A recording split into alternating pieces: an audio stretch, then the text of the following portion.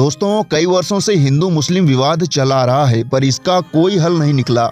अभी तक हिंदू कहते हैं कि हमारी सभ्यता अच्छी है, हमारे ग्रंथों वेदों में लिखी गई बातें इंसान के जीवन को सरल और सुखमय बनाती है। वहीं मुस्लिम की अपनी एक अलग धारणा है। उनका कहना है कि हमारा मजहब लोगों को सही राह पर चलना सिखाता है। हमारे कुरान में लिखी गई एक एक बातें इंसान को मानना चाहिए और उसी के हिसाब से चलना चाहिए, तब जाकर आपको जन्नत नसीब होगी और आप सुखी रहेंगे। तो आज हम इसी चीज की रियलिटी चेक करेंगे, आखिर कौन कितना सच बोल रहा है, हिंदू धर्म अच्छा है या फिर मुस्लिम मजहब अच्छा है। दोस्तों, किसी भी जाति, धर्म, संगठन या मजहब को अगर जानना है कि वह कितना अच्छा है, तो हमें उनके लोगों की मानसिकता देखनी पड़ेगी, उस मजहब से जुड़े लोगों का जीवन देखना पड़ेगा। तभी हमें पता चल पाएगा कि कौन कितना अच्छा है, कौन सच बोल रहा है, कौन झूठ बोल रहा है। हम पूरे फैक्ट के साथ हिंदू धर्म और मुस्लिम मजहब की मानसिकता एक एक करके आपको दिखाने वाले हैं, तो वीडियो के अंत तक बने रहिएगा। नंबर 1, आतंकवाद।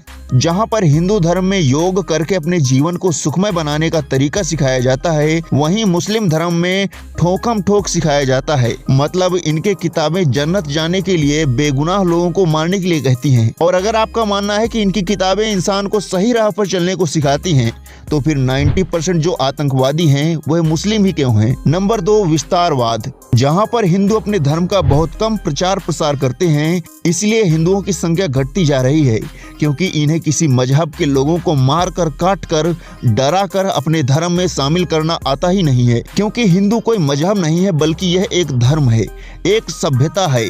इसलिए हिंदू सभ्यता वसुधैव कुटुंबकम के विचार पर चलती है। मतलब पूरी दुनिया को अपनाती है, फिर चाहे वह किसी भी जाति, धर्म, मजहब से हो। हिंदू सभी को उनके खुले विचार, उनके मजहब में अपना धर्म थोपने की कोशिश कभी नहीं करते, और ना ही किसी धर्म गुरु, वेद, पुराण, महाभारत ऐसी किसी भी किताब में यह नहीं लिखा कि दूसरे मजहब वालों को मार कर, काट कर, डरा कर अपने धर्म में शामिल कर लो। हाँ, अगर कोई खुद ही खुले विचारों के साथ हिंदू सभ्यता के साथ जीना चाहता है तो जी सकता है, उसमें कोई दिक्कत नहीं है, पर किसी के साथ जबरदस्ती नहीं किया जाता। वहीं दूसरी तरफ मुस्लिम धर्म गुरु और उनकी किताबें बिल्कुल साफ शब्दों में कहती हैं कि अगर कोई काफिर है, मतलब मुस्लिम नहीं है, तो उसको मारो, काटो, डराओ, चाहे जैसे भी हो, उसे अपने मजहब में शामिल कर लो। अगर आपको लगता है कि हम झूठ बोल रहे हैं, तो आप इतिहास देख सकते हैं। पहले मुगल आए तो उन्होंने हिंदुओं को डरा धमका कर, मार कर, काट कर अपने धर्म में शामिल किया, पर ज्यादा दिन तक नहीं टिक पाए, क्योंकि हिंदुओं के महान योद्धाओं ने उन्हें 2 गज जमीन में गाड़ दिया,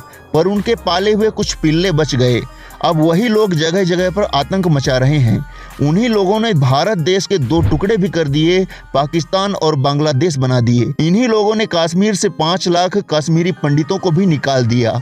क्या आपने कभी ये सुना है कि किसी हिंदू बाहुल्य इलाके में मुस्लिमों को परेशान किया हो या फिर भगाया हो? आप सुनेंगे ही कैसे, क्योंकि हिंदू सभ्यता में यह सब सिखाया ही नहीं जाता। जिसे सिखाया जाता है वही तो ऐसे काम करेगा। इसीलिए मुस्लिम बाहुल्य इलाके में हिंदुओं की बहन बेटियों को परेशान किया जाता है और अंततः हिंदुओं को वहां से भागना पड़ता है, उस इलाके को छोड़ना पड़ता है, अपने घर को छोड़ना पड़ता है। नंबर 3, परंपरा। हिंदू सभ्यता में बहुत पहले एक परंपरा थी जिसका नाम था सती प्रथा। अगर किसी महिला के पति का स्वर्गवास हो जाता था, तो उस महिला को भी अपने पति के साथ चिता में बैठकर जिंदा जलना पड़ता था। फिर चाहे उस महिला की मर्जी हो या ना हो, उसे ऐसा करना ही पड़ता था। पर जैसे जैसे जागरूकता फैलती गई, हिंदुओं की यह प्रथा समाप्त हो गई। मुस्लिमों में भी इस तरह की प्रथाएं हैं, जैसे कि हलाला, 3 तलाक, हिजाब, जो कि अभी तक खत्म नहीं हुई। 21वीं सदी आ चुकी है, पर अब भी मुस्लिम इस तरह की परंपराओं को आगे बढ़ाने की कोशिश करते हैं। इसी कारण जहां हिंदू महिलाएं बढ़ चढ़कर एजुकेशन हो या खेल हो, बिजनेस हो, हर क्षेत्र में बढ़ चढ़कर हिस्सा लेती हैं। मुस्लिम महिलाएं अब भी इन चीजों में पीछे हैं, क्योंकि उन्हें बुर्का पहनाया जाता है, और कोई बुर्का पहनकर डॉक्टर, क्रिकेटर, फुटबॉलर, इंजीनियर तो नहीं बन सकता। ना ही 3 तलाक और हलाला जैसी घिनौनी चीजों से मुस्लिम महिलाएं आगे बढ़ पाएंगे। त्योहार।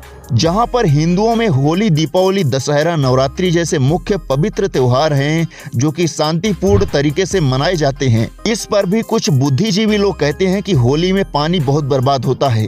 भले ही खुद फिल्मों में और बाथरूम में नहा नहा कर हजारों लीटर पानी बर्बाद कर दें। यह कहते हैं दीपावली में पटाखे मत फुटाओ, इससे पोल्यूशन होगा, जानवरों को डिस्टरबेंस होगी, और बाद में जाकर होटल में चिकन मटन खाते हैं, जिससे जानवरों का उद्धार होता है। वहीं मुस्लिमों में रमजान रमजान, बकरीद, मुहर्रम जैसे प्रमुख त्योहार मनाए जाते हैं, पर इनको कोई बुद्धिजीवी कभी नहीं कहता कि बकरीद में करोड़ों जानवरों की जान क्यों लेते हैं, उनका खून नालियों में बहाकर गंदगी क्यों फैलाते हो।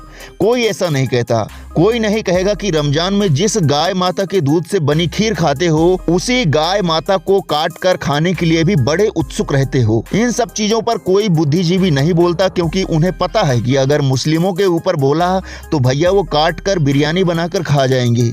इसीलिए वह हिंदुओं को ही टारगेट करते हैं, क्योंकि उन्हें पता है कि यह लोग शांत लोग हैं। इनके सभ्यता ग्रंथ, वेदों, किताबों में जानवर बनना नहीं सिखाया जाता, तो इनको ही परेशान करते हैं। अब दोस्तों, हम किसी मजहब को बुरा नहीं कहते, हम तो सिर्फ वही बता रहे हैं जो कि रियलिटी है। अब ये आपका काम है कि आप हमें कमेंट करके बताएं कि आपको जानवर प्रवृत्ति वाला मजहब अच्छा लगता है या एक सभ्यता जो वसुधैव कुटुंबकम की बात करता है, दुनिया को साथ लेके चलता है। और आपको हमारे इस इंफॉर्मेटिव वीडियो पर जो भी अच्छी बुरे जो भी राय रखनी हो, जरूर रखिएगा। सब कोई, जितने भी लोग देख रहे हैं, इस वीडियो पर अपनी राय जरूर रखिएगा।